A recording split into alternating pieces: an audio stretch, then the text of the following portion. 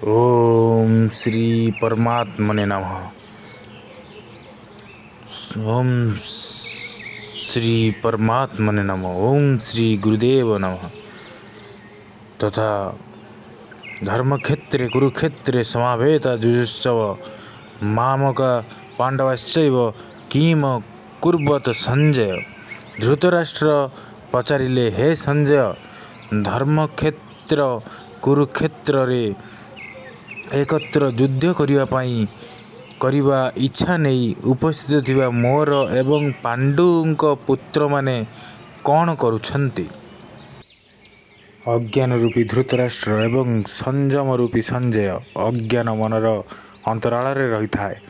अज्ञान द्वारा आवृत मन धृतराष्ट्र जन्मांध, किंतु संयम रूपी संजय माध्यम रे से देखुए एवं शुणुए।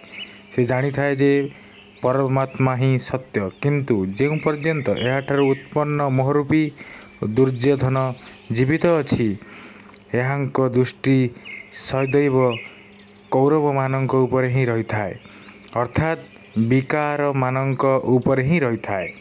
शरीर एक क्षेत्र अटे।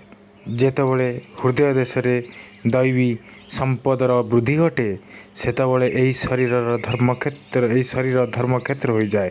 जदि एथिरे आसुरी संपत्ति बढ़ी जाए तेबे यह कुरुक्षेत्र हो जाए।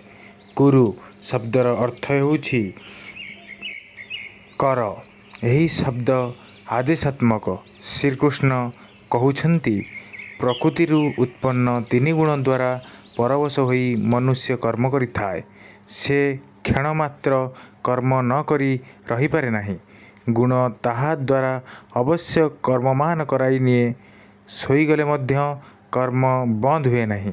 निद्रा मध्य सुस्थ शरीर पाई आवश्यक, भोजन मध्य आवश्यक होई थाए।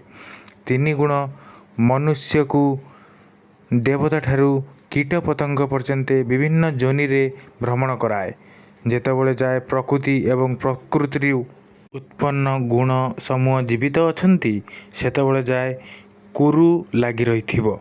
अतएव जन्म मृत्यु रूपी क्षेत्र विकार समूह क्षेत्र ही कुरुक्षेत्र एवं परं धर्म परमात्मा रे प्रवेश कराइथिबा पुण्यमयी प्रवृत्ति अर्थात पांडव मानक क्षेत्र ही धर्मक्षेत्र।